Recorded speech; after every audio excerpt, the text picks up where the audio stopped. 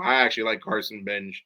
Um, I personally feel the Mets have rushed this kid up too soon. And this all goes back to David Stearns. Didn't want to go ahead and get a true right fielder. Didn't want to spend the money despite having the biggest payroll in all of baseball. So what does he do? He goes, yeah, we got Carson Benge, an unproven rookie who only played 24 games of AAA baseball, which is in the minor leagues, the highest level of minor leagues before you get to the major leagues. And he struggled in AAA, hit below 200 in AAA. We'll tell everybody it was because of injuries why he struggled. And we'll see how he does in spring training. And if he has a great spring, then he'll break camp with the team. Yeah, that's what we're gonna do. He was in a position battle with Mike Tauchman. Mike Tauchman unfortunately tore his meniscus, and that gave Carson Benge the way. Even if Tauchman would have made the team, they both would have made the team. Jared Young probably would have been out of a job. And then Carson Benge hit over 400 in spring training this year. I highlighted him several times on our old spring training vlog that we did when we were in Port St. Lucie live on location. And he's come up to the majors at a great first opening day. And now look, let's pull up the Carson Benge numbers to support us here. So far on the young season, 16 games here. Old Carson Benge, 130 average, 1 home run, 3 RBIs. Stolen bases are phenomenal. He's stolen 5 bags in the 16 games. And, he's a perfect 100% in stolen bases. OPS 427. But, again, I'm going to say it again. This kid was brought up way too soon. Way too soon. Just like I said in our spring training coverage of this Mets ball club, Carson Benge is a guy who had very little experience in the highest level of minors. He tore it up in Brooklyn. He tore it up in St. Lucie. He tore it up in Binghamton. He struggled in AAA. You know what the difference between, hold on, let me take Benge's numbers off the camera so I can look at all of you.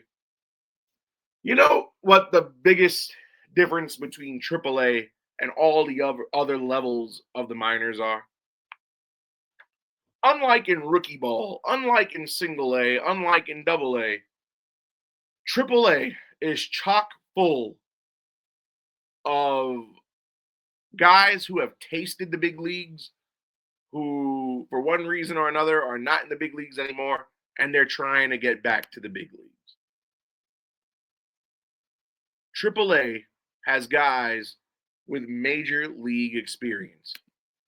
The only time you will ever see a guy with major league experience playing rookie ball or single A or double A is on a rehab assignment when they're not at full health, when they're not at full strength.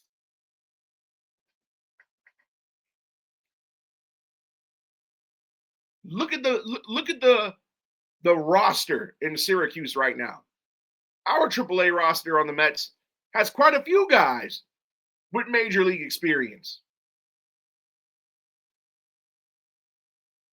Christian Pache, Carl Edwards Jr., who won a World Series with the Cubs, by the way. Hayden Sanger, Austin Barnes, who won 2 World Series with the Dodgers, and he's in our AAA team. So, Carson Benge struggled in AAA last year against guys, some of them, probably I want to say a good quarter of them, with prior major league experience. And I said it I said it here on the program. You bring up a guy. You bring up a guy who only had 24 games at the highest level of the minors. And because he had an outstanding spring training, David Stearns looked at him and said, "That's my right fielder." But as I've said, and you could go back in the history of this program over the last 2 months, I've been saying ad nauseum, especially in the Craig Kimbrell situation, which we'll get to that in a second, that travesty that happened to him. Spring training is full, chock full of uneven competition. You've got guys in spring training who are prospects who you know are not have no shot to make the team out of camp. Non-roster invitees who are veterans who have played in the league for a number of years at all different experience levels. And they're trying to make the club and continue their careers. Craig Kimbrell was one of them. Christian Arroyo was one of them. Carl Edwards Jr. was one of them. Austin Barnes was one of them. And then, you have your superstars, your everyday players, the Sotos, the Bichettes. Give them a couple of at-bats just to keep them warm for the regular season.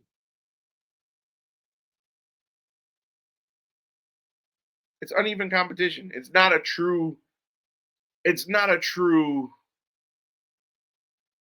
how do I say this? It's not a true sample of what these guys can do once the regular season starts. You got to remember, these spring training games are played in Florida and Arizona in the minor league complexes. Stadiums' dimensions are different. But because this kid hit 400, despite hitting, 174 in Syracuse last year when he got there at the end of the year, they said, yeah, we'll overlook that because the kid hit 400. He was smacking base hits all over the field off of guys who have never sniffed the majors in their lives. But that's our right field. And David Stearns, for what it's worth, whether it's out of necessity, like what happened to Jonah Tong and Nolan McLean, thank God Nolan McLean panned out. But like Jonah Tong, Nolan McLean, and the now departed Brandon Sproat, it rushes guys up too fast. Granted, they had to come up because the rotation was decimated with injuries. But everybody forgets Blade Tidwell. Remember Blade Tidwell? He was part of the trade along with Jose Butto to San Francisco last season at the deadline that brought Tyler Rogers to New York, who has since left for Toronto.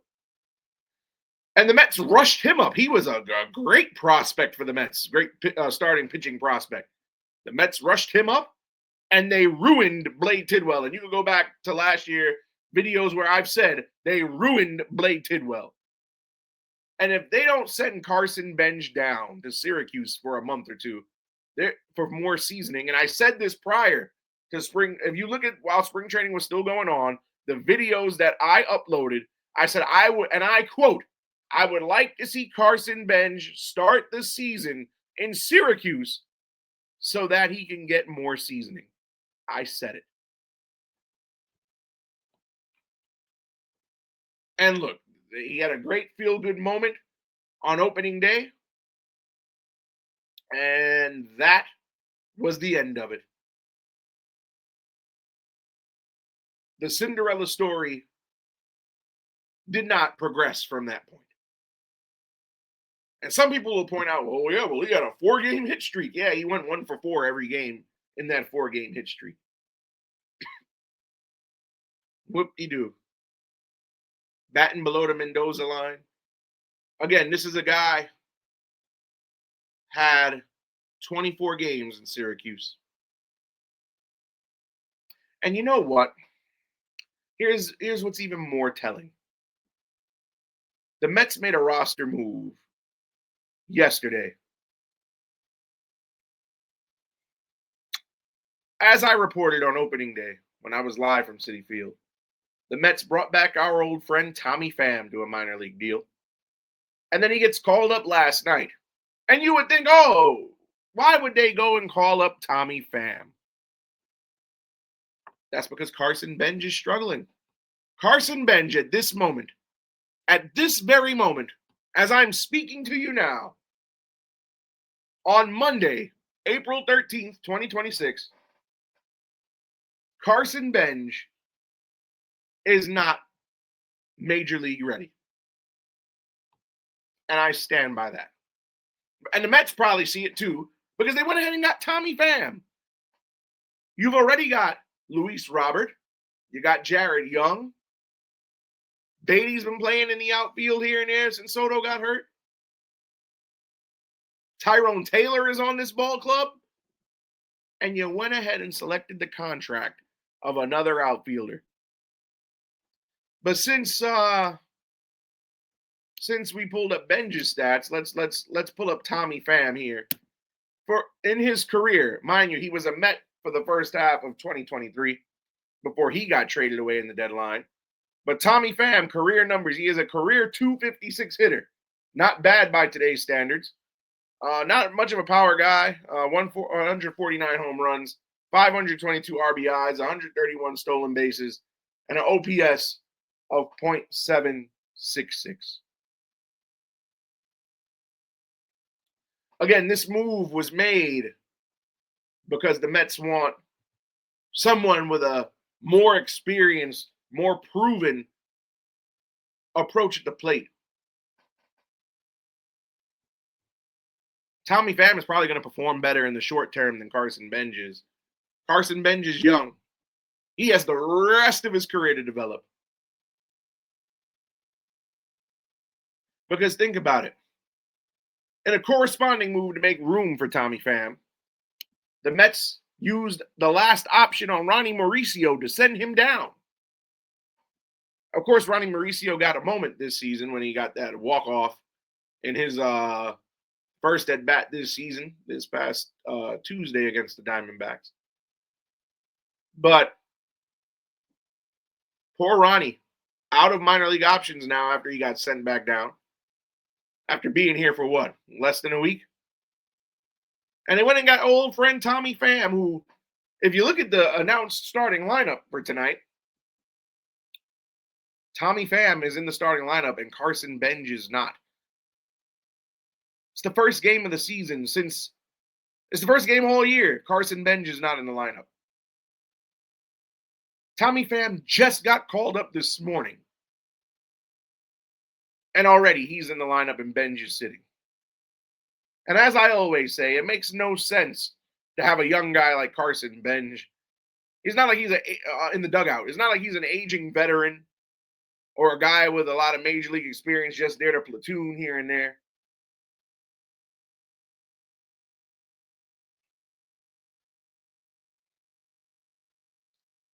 Like Benge, it does not benefit Carson Benge to be watching games from the dugout every day. He needs reps.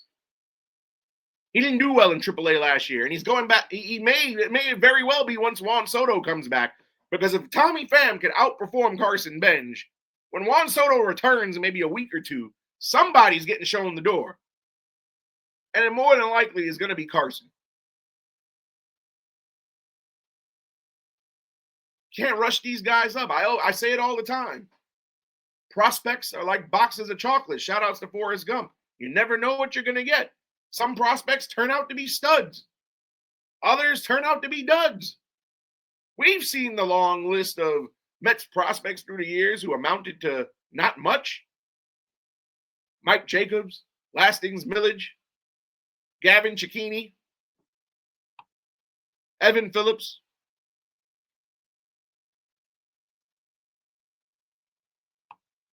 And Franklin Kilame, Thomas Zapucki, and the list goes on and on and on and on.